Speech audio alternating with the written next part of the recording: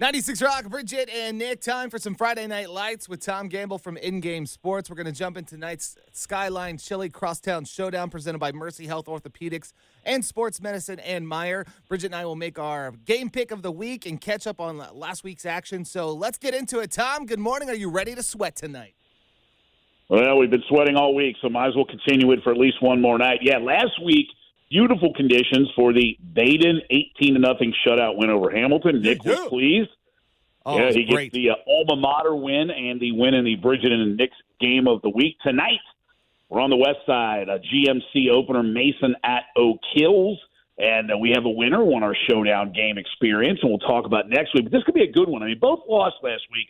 Close games, much different fashion. Oak Hills last year finished 5-5. Their coach, Justin Roden, was named Coach of the Year in the GMC. They believe they're turning the corner. Mason's made 8 straight playoff appearances. When you got a 9-game league schedule ahead, you don't want to lose the first one. But how about the old winner? Huh? Very excited this week. Congrats to Chris Paul. He's one of the listeners that posted up for our game of the week up on the Facebook page, and he was randomly selected to win that prize pack for tonight's game. Got tickets to the game, a Skyline Chili gift card, a Meyer gift card. Tom, you threw in a bunch of goodies as well. He selected Mason to win tonight, by the way. He went with Team Nick on that one. Just going to put that out there. So yeah, I feel sorry for him on that. But excited for him to go to the game tonight and have a lot of fun.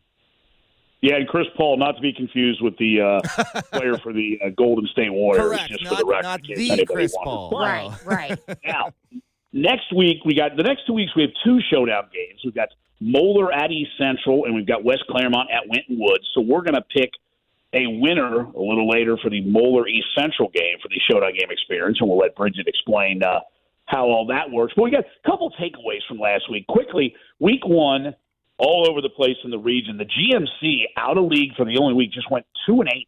Wow. Princeton won, and Middletown went rare, because that's a very deep and talented 10-team league. So they're looking now into league play tonight. But not a good start, particularly, and the weather's been brutal all week. I mean, it's been such a mild summer, per se, and boy, all of a sudden now teams are practicing in the morning, they're practicing inside, and it does appear that tonight is still going to be pretty darn hot. Now, speaking of tonight, I'm going to blow quickly through. We got a ton of games, but a couple to pay attention to in the ECC. Milford at Lebanon, they both won last week. Turpin, which defeated Oak Hills closely, is at Kings. How about this one? Lakota West, which lost to St. Xavier last week, 10-0.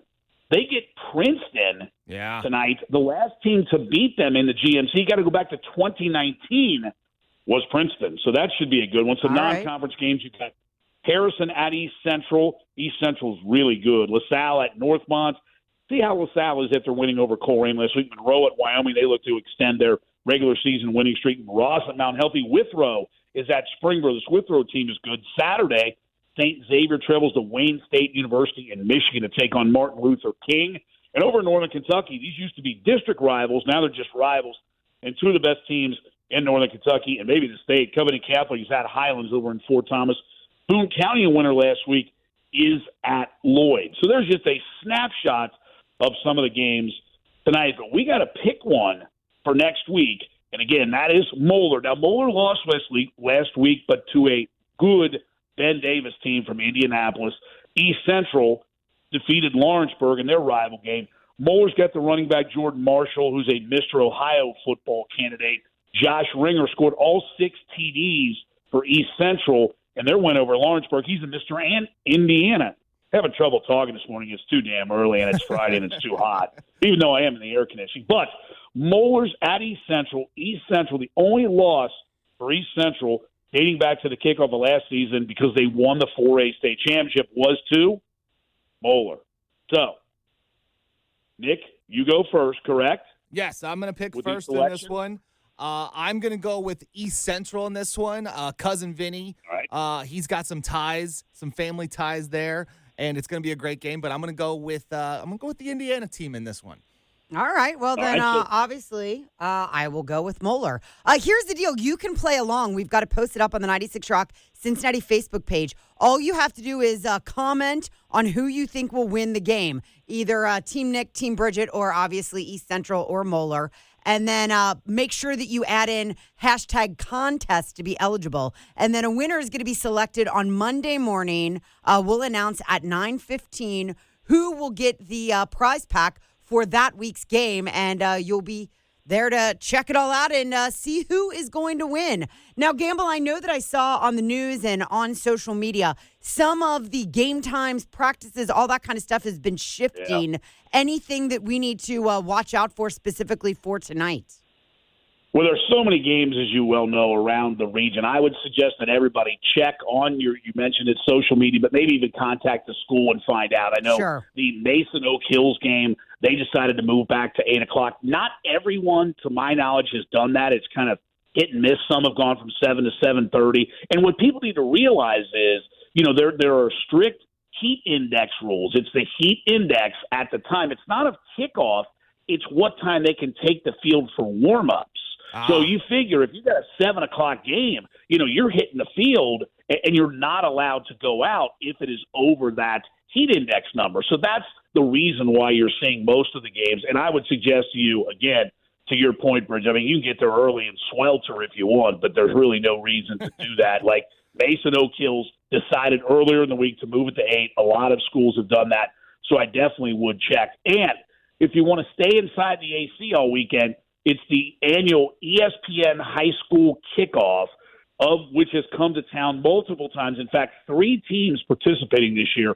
These are basically games put together that are national games. The big teams, a lot of them are the academies, which I don't condone. But nonetheless, we've had 3 of these teams in for the Crosstown Showdown. St. John Bosco from California, Our Lady of Good Counsel from the greater Baltimore area, and Lakewood St. Edward, the 2-time defending Ohio D1 state champ.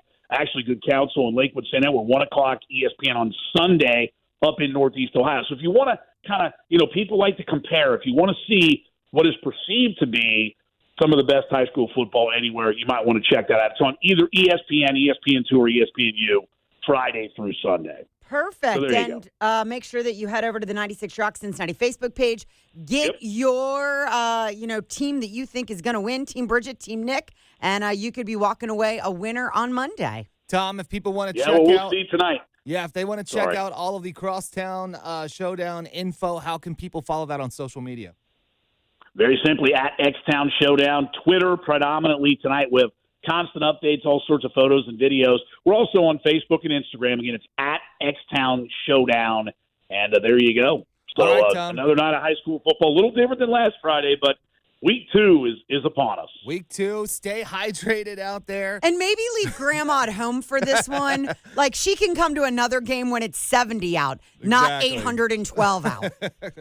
Well, Bridget, you do, that is one thing, but people forget it's fans too. Many times it's the people that are attending the games, because you would believe younger kids, student athletes, better shape, working out, has been out in this, but all of a sudden, if you've been in the AC all week, if you're going out and, sitting down on the old bleacher at 6 p.m. tonight, which I would not recommend, but if you're that person, be careful. Be careful. Absolutely. Tom, thank you so much for checking in. We'll do it all over again next Friday. And appreciate you taking the time with us this morning. Sounds great. Appreciate you guys. Take care.